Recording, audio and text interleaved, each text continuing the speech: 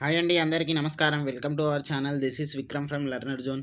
ఈరోజు మనం 6th క్లాస్లో లాస్ట్ లెసన్ అయినటువంటి 16th lesson living and non living నేర్చుకుందాం.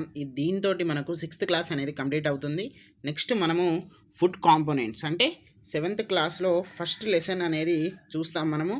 అది కూడా ఓన్లీ బయోసైన్స్ పార్ట్ అండి. ఇవన్నీ కూడా మనకు ఫిజికల్ సైన్స్ అనేది మనము నెక్స్ట్ ఆఫ్టర్ టెట్ అనేది చెప్తున్నాము.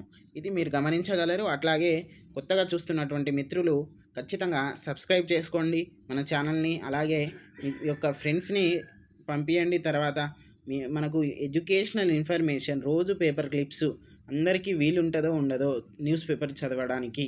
కాబట్టి మీకోసం ఇంపార్టెంట్ క్లిప్స్ అనేవి మన వాట్సాప్ గ్రూప్స్లో నేను పెడుతున్నాను. మీరు ఖచ్చితంగా ఆ లింక్ నేను కింద ఇస్తాను, దాంట్లో జాయిన్ అవ్వగలరు.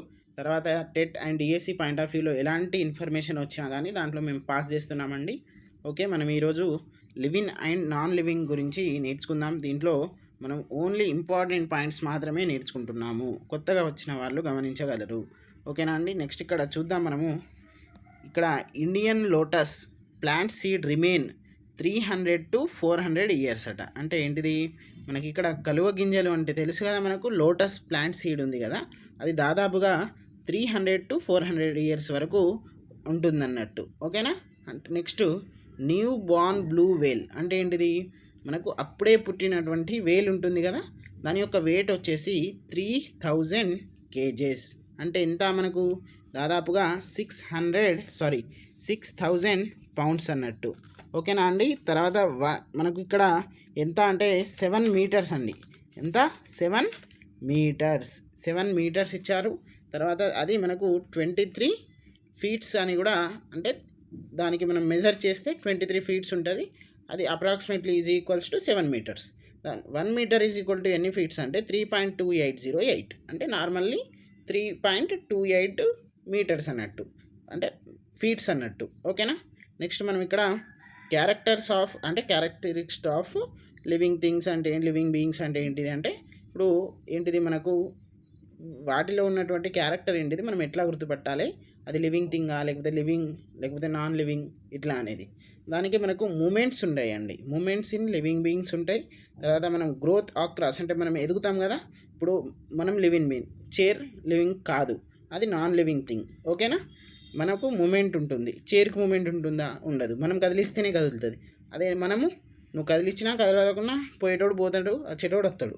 కాబట్టి అట్లా గుర్తుపెట్టుకోండి. ఒక టేబుల్ ఇచ్చారు, ఆ టేబుల్లో ఏమేమి ఇచ్చారు, growth, movement, taking food, breathing, getting rid of waste, response to heat, respond to touch, respond to light, giving birth to young once.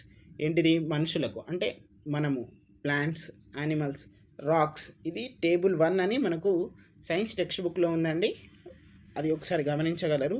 తర్వాత ఫుడ్ ప్రాసెస్, లివింగ్ థింగ్స్ అంటే మనము ఫుడ్ ప్రాసెస్ ఉంటుంది మనకు. ఇప్పుడు బీరువా ఉంది, బీరువా అనేది ఏంటిది, లివింగ్ థింగా కాదు, కాబట్టి దానికి ఫుడ్ ప్రాసెస్ ఉండదు. తర్వాత బ్రీతింగ్ ప్రాసెస్, బీరువాకు బ్రీతింగ్ ప్రాసెస్ ఉంటుందా, ఉండదు. మనకు ఉంటుంది, యానిమల్స్కి ఉంటుంది, ప్లాంట్స్కి ఉంటుంది. Okay. Next send out there wastage. మనము మన యొక్క వ్యర్థ అంటే వేస్టేజ్ని ఎట్లా అయితే యూరిన్ ఇంకా వేస్టేజ్ ఇంకా ఎక్స్క్రీటరీ సిస్టమ్ ద్వారా పోతామో, ఇప్పుడు బీరువా ఉంది, బీరువా అనేది వేరు, మనం అనేది ఇప్పుడు ట్రీకి ఉంటుంది, ట్రీకి కూడా వేస్టేజ్ ఎట్లా పోతుంది అనేది కూడా మనం ఈ లెసన్లో నేర్చుకుంటాం. యానిమల్కి ఎట్లా పోతుంది, లైక్ యూరిన్, డంగ్, తర్వాత స్వెట్. మనకు కూడా సేమ్ యూరిన్, డంగ్, స్వెట్. ఇది మనము యానిమల్స్ కొంచెం డిఫరెన్స్ అనేది, సిమిలారిటీస్ అనేవి ఉంటాయి. Next give birth to young one. మనం యంగ్ వన్స్కి ఇస్తాం, యానిమల్స్ ఇస్తాయి. సీడ్స్ అంటే సీడ్స్ జర్మినేట్ అవుతాయి కదా ఇక్కడ ప్లాంట్స్ నుండి. ఇప్పుడు బీరువా, చైరు, బెడ్డు, తలుపులు, డోర్స్, ఇవన్నీ బిల్డింగు, ఇవన్నీ కూడా అంటే యంగ్ వన్స్ ఇవ్వవు కదా. ఒక బీరువా పెడితే ఇంకో బీరువా పుట్టదు కదా అక్కడ. కాబట్టి మనం ఆ డిఫరెన్స్ అంటే మీకు అర్థం కావడానికి అట్లా చెప్తున్నా, మీరేదో మళ్ళీ దాన్ని కాంక్రీట్గా చేసుకోకండి. ఓకే. నెక్స్ట్ చూద్దాం మనము. The longest living cell in our body are brain cells అట. లివింగ్ సెల్స్ అంటే ఏంటిది, లీవ్ ఎంటైర్ లైఫ్ టైం. మనము పుట్టినప్పుడు కాదు, జైగోట్ అనేది ఫామ్ అవుతుంది కదా. అంటే ఇప్పుడు మనకు ఫర్టిలైజేషన్ అనేది అవుతుంది కదా మేల్ అండ్ ఫీమేల్లో.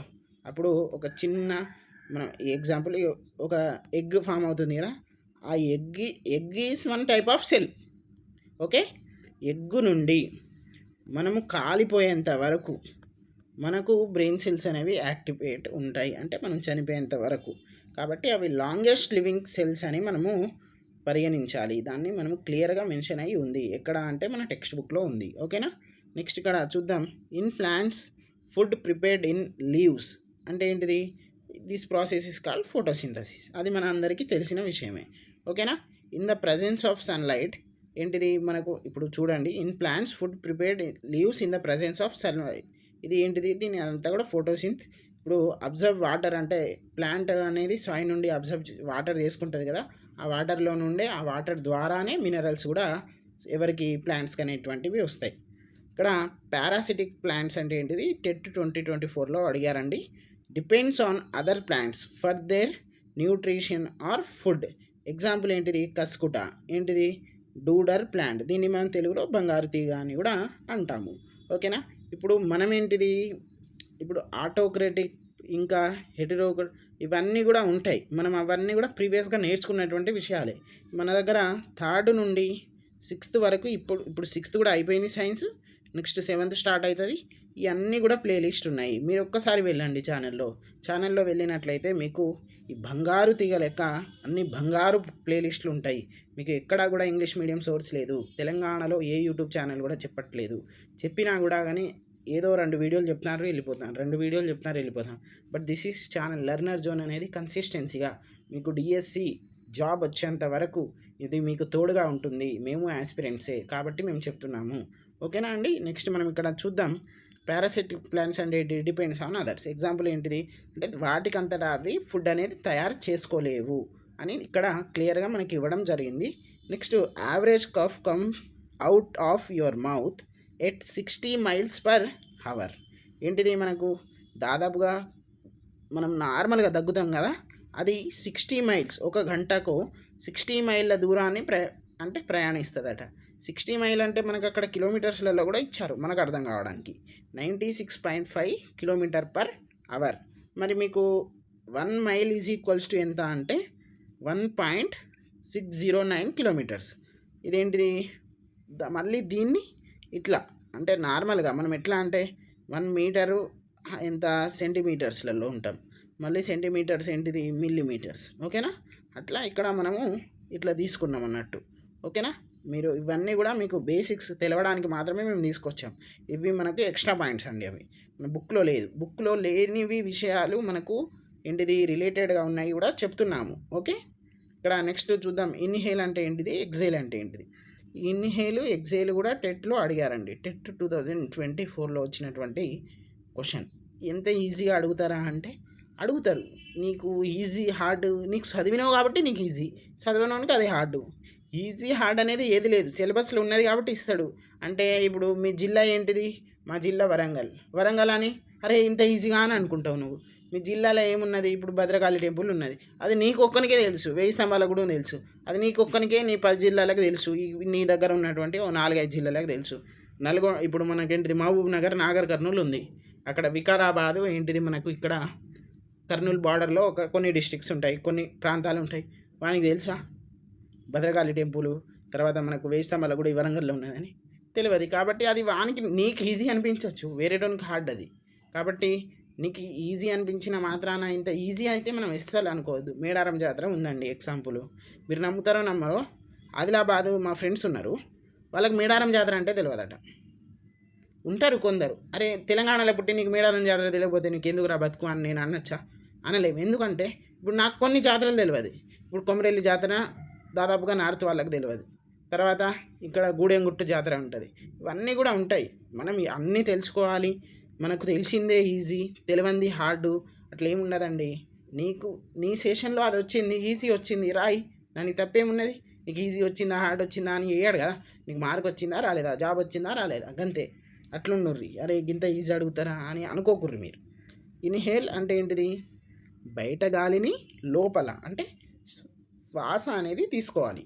తర్వాత ఎగ్జేల్ అంటే ఏంటిది? లోపల గాలిని బయట, ఇన్సైడ్ టు అవుట్, అంతే. లోపల తీసుకోవాలి. ఇన్హేల్ ఎగ్జేల్ అంటే తీసుకోవాలి వదలాలి, ఇది అంతే, ఇంకేం లేదు. మీకు ఇంత నేను రూరల్ లాంగ్వేజ్లో ఎందుకు చెప్తున్నానంటే ఇంత మీకు ఏదో నేనేం పార్షాలిటీగా చూపెట్టుకొని అరే ఇలా చదువు అలా చదువు ఇలా చదువు అలా చదువు అని కాదు.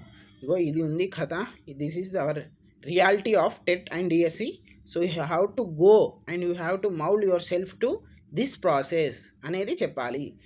ఏదో మనకు క్వాలిటీగా ఉండాలి, క్వాంటిటీ కాదు. నువ్వు ఏదో చెప్పినావు ఏదో అయిపోయింది కాదు. రేపు నీకు వచ్చేటువంటి పాయింట్ అది రియల్ లైఫ్కి ఎట్లా కనెక్ట్ అవుతూ చెప్పాలి అనేదే మన ఉద్దేశం. ఓకే, ఇప్పుడు ఇంకా కొన్ని మనకు ఇంపార్టెంట్ పాయింట్స్ ఉన్నాయి. an egg white is made mainly of a protein called ఏంటిది albumin.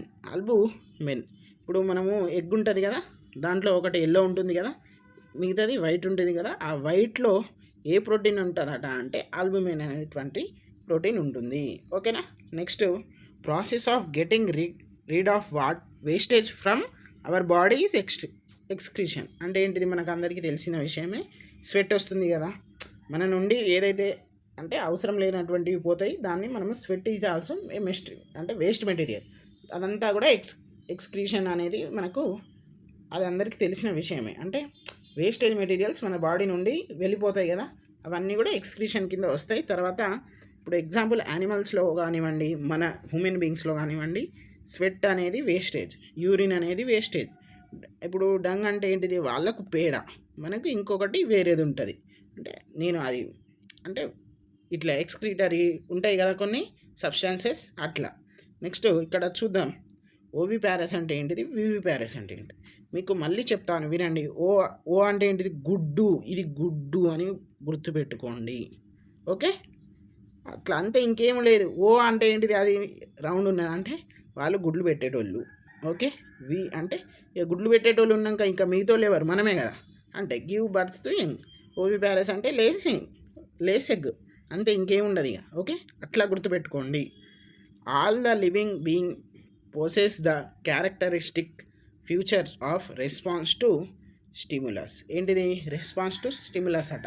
అంటే వాళ్ళకు కూడా రెస్పాన్స్ టు స్టిమ్యులస్ అంటే ఏంటిది, మనకు కారణం చేత స్పందించేటువంటి గుణాన్ని కూడా వాళ్ళు కలిగి ఉంటారు. ఇప్పుడు హీట్ ఉంది, హీట్కి స్పందిస్తారు. తర్వాత ఏంటిది, మనకు టచ్ మీ నాట్ ప్లాంట్ ఉంటుంది, మనం టచ్ చేయగానే అది ముడత పడిపోతుంది. తర్వాత అది 1 or 2, 3 minutesకి మళ్ళీ రివీల్ అవుతుంది. ఇట్లా ఉంటుంది అన్నట్టు. తర్వాత ఇంకా స్టిమ్యులస్ అంటే ఏంటిది, ఇప్పుడు దాంట్లో ఉన్నటువంటి యాక్టివిటీ ఏంటిదంటే, ఒక జార్ ఉంటుంది, ఆ జార్లో హాఫ్ ఆఫ్ ద జార్ అనేది కవర్ తోటి కవర్ అయి ఉంటుంది, ఇంకో జార్ నార్మల్ సన్లైట్కి ఏంటిది రిఫ్లెక్షన్ అయ్యే విధంగా ఉంటుంది. దాంట్లో ఎర్త్వామ్ పెడతారు. పెట్టినాక ఏం చేస్తారు, లైట్ కొడతారు. ఆ లైట్ కొట్టిన వెంబటే ఆ ఎర్త్వామ్ అనేది ఆ డార్క్ సైడ్లో వెళ్ళిపోతుంది. This is the process. ఇది అది దానివల్ల మనం ఏం చెప్తామంటే, లైట్కి లివింగ్ థింగ్స్ అనేటువంటివి ఏంటిది రెస్పాన్స్ అవుతున్నాయి అని దాని యొక్క అవుట్కమ్ అన్నట్టు. నెక్స్ట్ ఇక్కడ జగదీష్ చంద్రబోస్, మీ అందరికీ తెలిసిన విషయమే, ఫేమస్ సెడియన్ scientist proved that have life and they ఏంటిది రెస్పాండ్ టు స్టిమ్యులస్. ఈ రెస్పాండ్ టు స్టిమ్యులస్ అనేటువంటివి ప్రూవ్ చేసింది ఎవరంటే మనకి ఇక్కడ జగదీష్ చంద్రబోస్ అని ఇచ్చారు. ఓకే, మీ అందరికీ ఒకటి ఇక్కడ క్వశ్చన్, నేను ప్రతి ఒక్క దాంట్లో క్వశ్చన్ ఇస్తాను. ఇక్కడ లిలీపుట్, డేవిడ్, తర్వాత గెలోయిత్, ఇవి 3 అసలు ఏంటి, వీటి గురించి మీరే తెలుసుకోండి. ఓకేనా. నెక్స్ట్ టొమాటో అంటే ఏంటిది, మనకు ముక్కు ఎట్లాగో ఇది ప్లాంట్కి నోస్ లాగా, ఇది ఎట్లా యాక్ట్ చేస్తుందంటే ఎక్స్చేంజెస్ ఆఫ్ గ్యాసెస్. ఓకేనా, అవి మీకు పిక్చర్ రూపంలో కూడా తీసుకొచ్చాం, చూపెడతాం. ఎక్స్క్రీషన్ ఇప్పుడు మనకంటే యూరిన్ ఇంకా సబ్స్టెన్సెస్ ఉంటాయి కదా, ప్లాంట్స్కి ఇట్లా గమ్ము లెక్క ఉంటుంది. మరి ఇది కూడా మనకు గమ్ము లెక్క ఉపయోగపడుతుంది. కొన్ని చెట్లకు గమ్ము ఇట్లానే అతకబెడతారు. ఓకే, ఇట్లా నుండి తీసి మనం అతకబెడతాం. మేము హాస్టల్లో ఉన్నప్పుడు ఎట్లా ఉండేదంటే, కొన్ని చెట్లు ఉండేటి గవర్నమెంట్ పెట్టేటి, దాంట్లో నుండి దాన్ని కొంచెం కొడితే ఏమవుతుంది, మెల్ల గమ్ వచ్చేది. ఆ గమ్ని తీసుకుపోయి అతకబెట్టేటోళ్ళం మేము. అంటే మేము అక్కడ ఉన్నటువంటి రిసోర్స్ని అట్లా యూజ్ చేసుకున్నాం. మా సీనియర్స్ చేస్తా అంటే మాకు కూడా అదే అలవాటు అయిపోయింది. ఇగో ఇది టొమాటో. ఓకే, ఇక్కడ చూడండి, దే ఆర్ కాల్డ్ టొమాటో. ఈ ఫిగర్ 3లో ఉన్నటువంటివి ఉన్నాయి కదా, ఇవి దీన్ని టొమాటో అంటారు. These are useful for exchange of gases. ఓకేనా, ప్లాంట్స్కి ఎక్స్చేంజ్ గ్యాసెస్ ఇస్తుంది, దానికి కావాల్సిన గ్యాస్ తీసుకుంటుంది, దానికి అవసరం విడుదల చేస్తుంది. ఓకేనా. నెక్స్ట్ ఇక్కడ చూద్దాం, మనకి ఇక్కడ టచ్ మీ నాట్ ప్లాంట్ అన్నాం కదండి, అత్తిపత్తి ఆర్ మిమోసా అనేటువంటి దీనికి ఇంకొక పేర్లు కూడా ఉన్నాయి. ఇది మళ్ళీ 1 to 3 minutesలో రిటర్న్ అయిపోతుంది. మనం టచ్ చేయగానే మూత పడిపోతుంది కదా, ఇంకా 1 to 3 minutesలో రిటర్న్ అయిపోతుంది. ఓకేనా.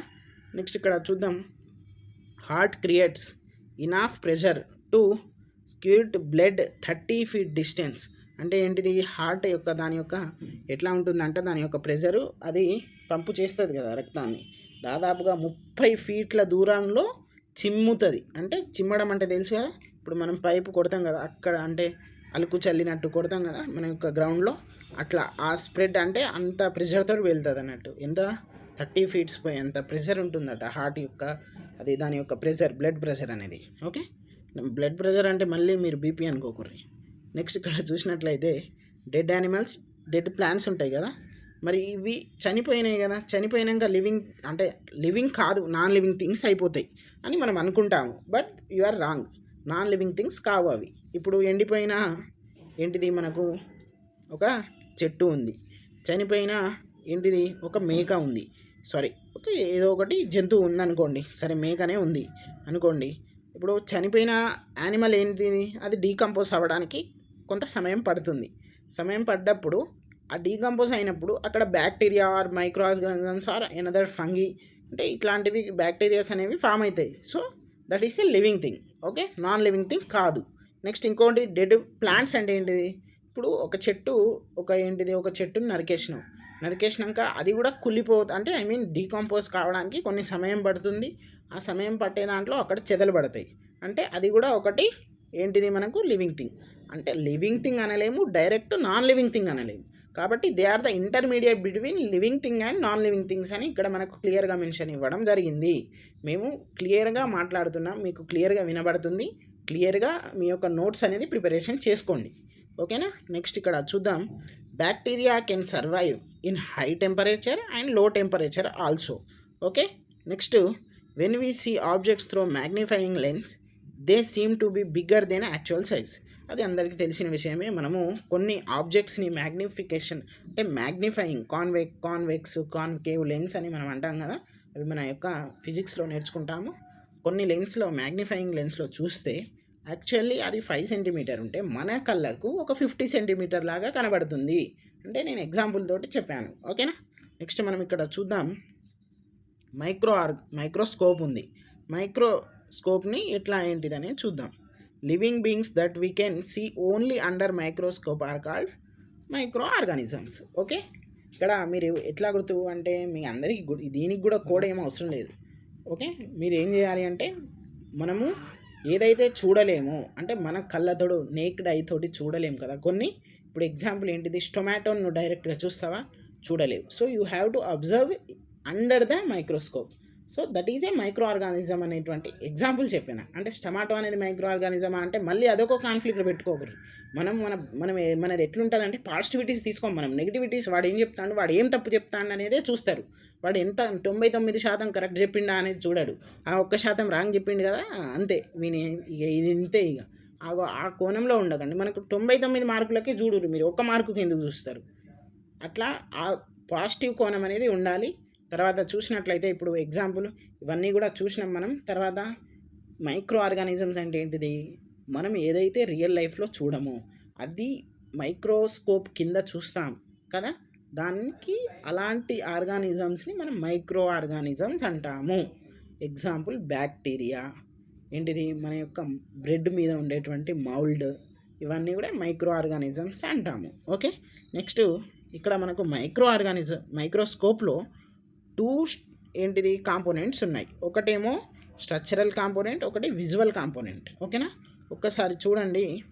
ఇది మనకు మైక్రోస్కోప్, ఇది ఐపీస్, ఇదేంటిది ఆబ్జెక్టివ్ లెన్స్. ఇది మనము సెట్ చేసుకుంటాం అన్నట్టు, అది ఎంత ఉండాలి ఏంటిది అనేది. ఇక్కడ 3 ఉంటాయి. ఓకేనా, ఇదంతా కూడా స్టేజ్. ఓకేనా, ఇక వీటి మీద స్లైడ్స్ ఉన్నాయి, వీటి మీద ఒక పదార్థం పెడతాం, దాన్ని ఇక్కడ నుండి ఇట్లా చూస్తాం. ఓకే, అదంతా కూడా మనకు తెలిసిన విషయమే. ఇది లైట్ ఎందుకు కింద నుండి కొడితే మీద మనకు రిఫ్లెక్ట్ అవ్వడానికి. ఓకే, నెక్స్ట్ ఇక్కడ చూద్దాం. ఇది ఫైన్ ఫోకస్ అంటే ఏంటిది, ఇది కూడా మనం సెట్ చేసుకోవాలి. మన ఫోకస్ ఎంత కావాలి, కోర్స్ ఫోకస్ ఇది పెద్దది చిన్నది. ఓకేనా, ఇదంతా కూడా బేస్ అండి, బేస్మెంట్ లెక్క.